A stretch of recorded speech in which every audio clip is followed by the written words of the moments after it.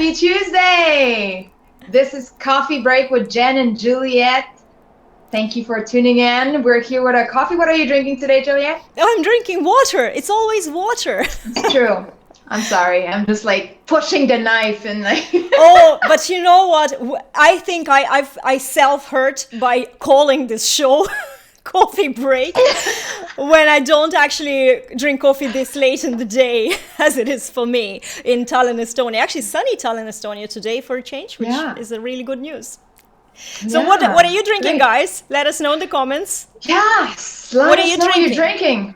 I'm drinking coffee, Spanish sliced coffee, which is just an espresso, known as an espresso in any other parts of the world, known as regular coffee here.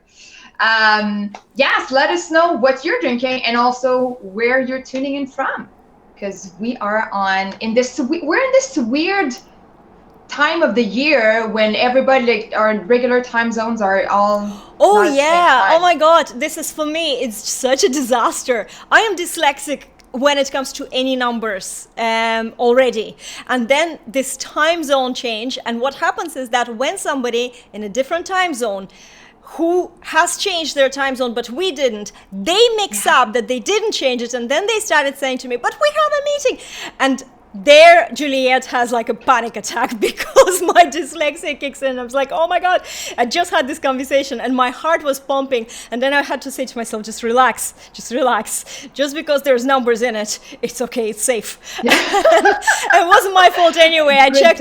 Yes, I was in the right one and everything was arranged. So yes, this time zone, and it's 2 weeks because I think we are changing the time here on the 28th.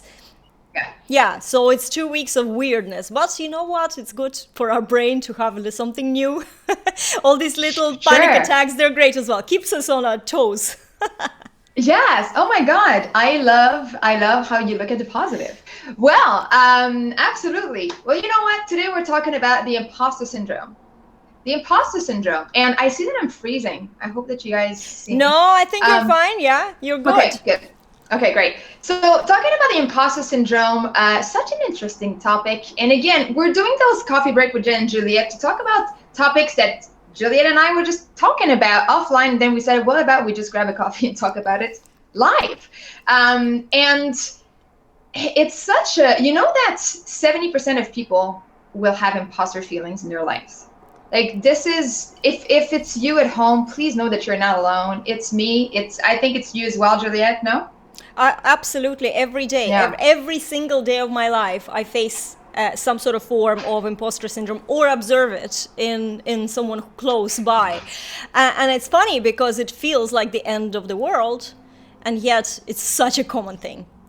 Yeah, and it's like, I like to call it kind of self-doubt on steroids, you know, because those are, it's imposter feelings, imposter phenomenon, and what it is to be feeling like a fraud, feeling like your accomplishments are due to something outside of you, that you don't have any credit for that, and have that feeling of, I'm gonna get caught, they're gonna catch me and know that I have no business doing what I do, you know? And one thing that is so interesting is that there's a lot of famous people who have known to have these imposter feelings and talk about it publicly.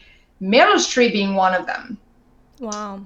Which is, if it's good for Meryl Streep, I mean, I'm kidding. But what I want to say is that, like, everybody has it, and not everybody, but a lot of people has it. So I would say that, first of all, good to talk about it so that we're not alone. And I'd love to go a little bit later into how to minimize it and how to actually deal with that. But we know that the imposter syndrome, like, why do we even want to deal with that? Well, because it's not good for productivity.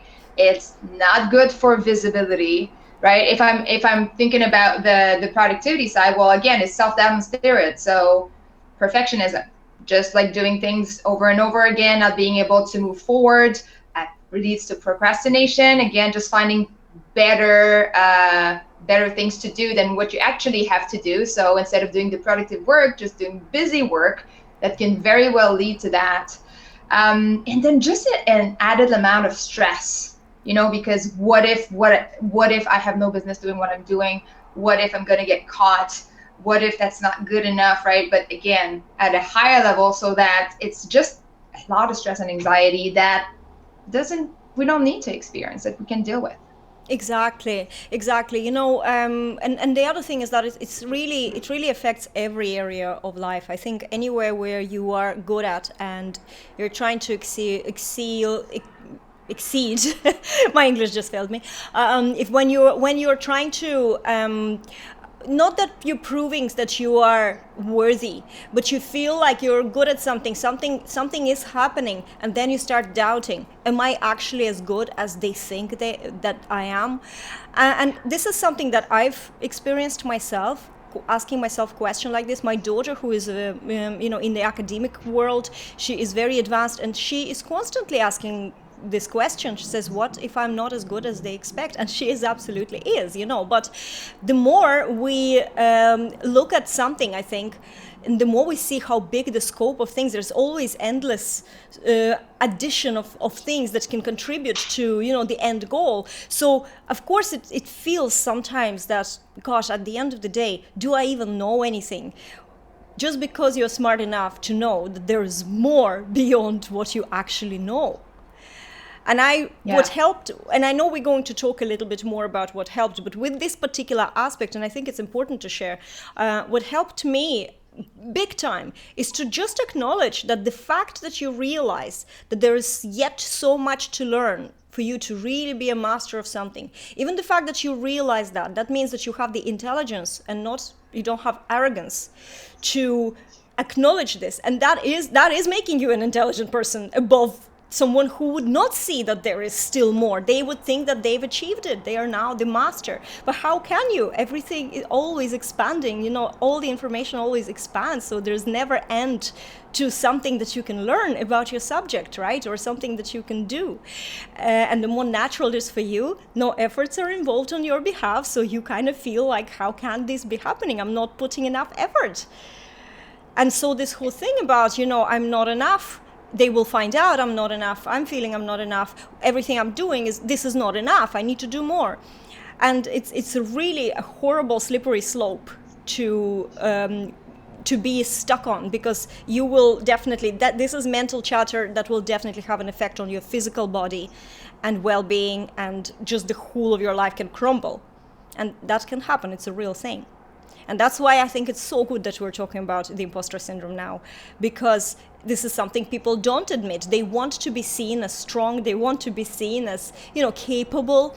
And not everybody embraces vulnerability.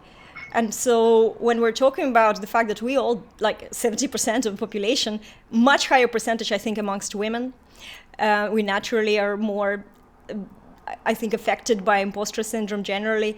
So majority of people are feeling this. And it's good to just acknowledge this once in a while, because yes, maybe you see me or Jen achieving something and you're like, oh, they're so cool, look what they're doing. But it doesn't mean that we're not constantly doubting ourselves or constantly feeling like, oh my God, somebody is going to call this out and say, you're not as good as you think you are. And these things, they're just thoughts, and they just come into the head all the time. And that's the truth. Yes. Do you experience that? I mean, of course.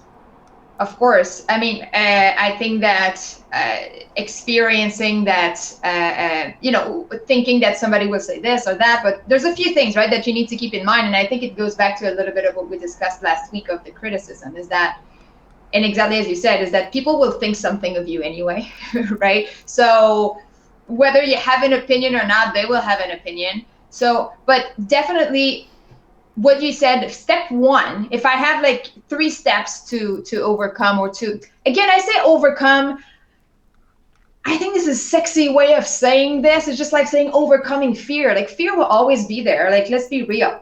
That's true. And actually we want it to be there, because fear is a friend that is often misunderstood, right? So we just need to know if we need to say yes or no to this friend that is fear. But so, I mean, we may not be able to completely overcome the imposter syndrome, and also may come and go. In some areas in your life, you may be very confident and like there's no imposter syndrome at all. And then in other areas, you may feel like this. So it's really about let's aim for managing it, and instead of saying like, oh, I expect that tomorrow I'm not going to have any imposter thoughts, right? So, that's what I think most adults expect. That's what that's what our brain thinks, that there is an end point. And this is a funny thing, I think, laughing at yourself in that respect and kind of calling yourself out and saying, seriously, you really think that you're going to never feel like a fraud again?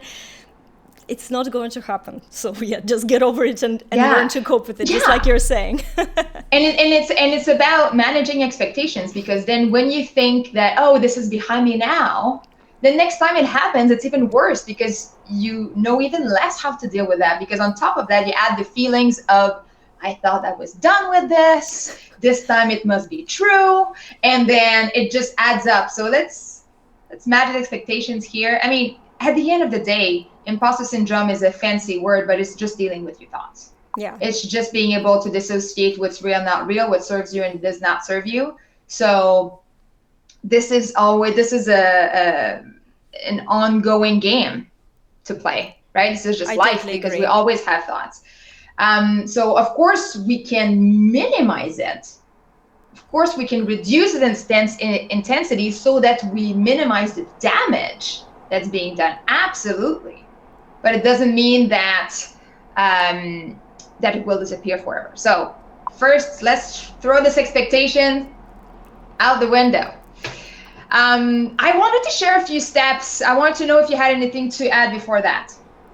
Well, I think that what you've just said is very, it's actually all important, but I was looking at the comments that we had, and I completely I did have something to add. Now I don't remember what it was, but it's going to happen anyway, because that just, on the live streams, it always happens that you can forget about. And you know what? Don't call me out. I'm not a fraud. I can just be very confident in live streaming anyway. It doesn't matter that I forget something, right? But yet my brain is ooh, and all this is starting. We have Kate there who says, for sure, it definitely doesn't serve us, and it doesn't serve us. All it does is hold us so we are safe. But we don't live in the jungle, and we don't have like tigers and lions hunting us every minute of our day, right? We do not have to be worried about being safe every minute of the day. So when you remember that, the idea of trying for you to stay small and not grow and not do these things where you feel a bit uncomfortable, it all comes from this idea of safety. So even you mentioned fear just earlier. The fear itself, it's not a fear. It's not a fear as such. It's literally just when your body starts producing adrenaline. So it's up to your brain then to label it, whether you're going to label it as excitement or you're going to label it as fear and start following the protocol with fear, whatever you do, right? So this is where, and it really helps me. The awareness is amazing. When you know why you feel something, you never have to then get drowned in it and just, it doesn't have any control over you. Yes, you're going to feel it. And, Jan, you said earlier that, sometimes we have imposter syndrome in one area and we don't have it in another area. For me, the worst thing is what you mentioned later on, is when the imposter syndrome kicks in, where I thought that I overcome it. And I now know it's a helix. It's a helix. You're going to always come back to this point where you're going to doubt yourself again, but you're going to be on a different level. It's not, you've learned the lesson, but then there is a next layer. It's like an onion. You're peeling this onion and you're just getting, it's like a never-ending onion. And just enjoy it, because every time there's a lesson for you to learn, instead of getting really upset about it. I think this is where the management, but I'm going to hand it back to you because you have some tips on managing this. Yes, but I love what you said, enjoy it, because, and as I mentioned before, when you reframe it, and again, I'm not expecting that anybody watching this just completely reframes it like one day to the other, but when you reframe it, it kind of becomes a game of catching yourself, catching that imposter thought, and then shutting it up. So, yes, well, I think that's, knowing, whatever works. You said earlier also, when you understand what's going on, and I think it's true. And there's that part where we intellectually will understand what's going on. Oh, I don't have to be feeling like this. But then there's the transition of how do I actually slowly adapt to refocusing. So again, number one is to know your imposter. You need to recognize when your imposter is running the show in the moment. So, oh, okay, I feel it. It's not me in control right now. It's my imposter who's kind of whispering things in my ear. So what is your imposter whispering in your ear? What does it feel like to feel those imposter feelings? What do you tell yourself? And that's worth it to just like journal it out, like just write it. Because here is the thing, your thoughts are not necessarily true. And it's very important to to know that, so that you can dissociate from it and say, oh, okay, it's you talking. Thank you so much. I know why you're here. You're trying to keep me safe, right? So that's the first step. Write it out. What does your imposter say? What does your imposter say, Juliette? It's very interesting, because I actually my imposter syndrome just literally says you're a fraud. You're gonna get found out. You're gonna get found out, Juliette. You know, like literally, they will find out. You know, so and it creates a lot of anxiety. What I've learned, and I am much better dealing with it now. I do feel like this is part of my personality, so it's never going to go away. And so coping with it is key. And I do my kind of first step, and you mentioned this. How do you feel? So what happens with a lot of us, not everybody understands feelings.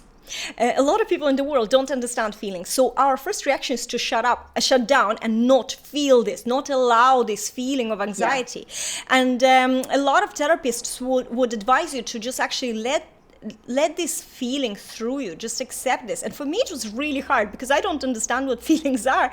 And sometimes when I'm dealing with this, I don't even know, what do you mean? Like, what do I have to, like, give me the bottom line? And they're not giving me the bottom line. And so I had to just allow myself to feel that fear, allow myself to stay in that fear just a little bit longer, without trying to straight away find a solution. Or, you know, my brain is very solution oriented. So I just shut down whatever stresses and I go to the solution. But it's not, in this case, it's not helping. You need to feel it, because that's how you become aware of your mental dialogue, as you mentioned, and your internal feelings. So you become aware how you feel with your body, how your body feels when you're anxious, like where does it feel? You just start locating that in your body. And this all has to do with you actually getting more in tune with yourself and your body. Next time, you know that if you have a knot in your stomach and a cold patch somewhere on your back, right? This is not actually an anxiety. Maybe this is your intuition saying this is the thing to do. Just push more. Like, that's how I feel sometimes. Yeah. Because sometimes I get this intuitive rush, but it feels like fear. But I already know that it's not, you know, because when I'm actually stressed out and afraid, I have sensations in the different parts of my body, so I know where is what. And I sometimes, by just feeling, I know, for example, when my dreams come true, I'm gonna like go into a dream domain here for a second. When something happens that it's completely outside of your own control, it's a literal dream come true, manifestation, I get a flutter just here over the solar plexus in this bone. It's like a butterfly there. And now, if something is happening and I'm getting this news before a person opened their mouth and gave me the news, I already feel that in my body. That's how I know this is going to, and I've always said, yes, I knew it. I always know in advance. But that was kind of being aware of what's happening in my body, yes, and then remembering this. And you can journal. If you have bad memory, I have very bad memory. I write down everything. I might not look at my notes very often, but the fact that I write it down, it really helps. You know, so now the older I am and the longer it's happening, now I know these reactions. With imposter syndrome, the same thing. So that's kind of my experience. I so agree. And I think that, well, for me, first of all, I agree that journaling is to let it out. It's not to read it afterwards. I always say that to people. It's like, yeah, like you want to have a pretty journal and so on. And I like to have pretty pens and stuff, but I don't journal to reread it. I mean, especially when I'm in that state where I really need to express it. And I think that for me, and I know that's a method that I recommend, is when you say like sit with the fear, to actually write it down so that you can externalize it that way. I find that can be really useful. And that's step one. So you need to know those things so that you recognize it. Like, how does your imposter manifest itself? So you need to know that. And then step 2 is to, once that you've accepted it, you accepted that it's not you that is in control right now, it's your imposter talking, it's your imposter running the show. So you need to recognize that. And then step 2 is to refocus your attention.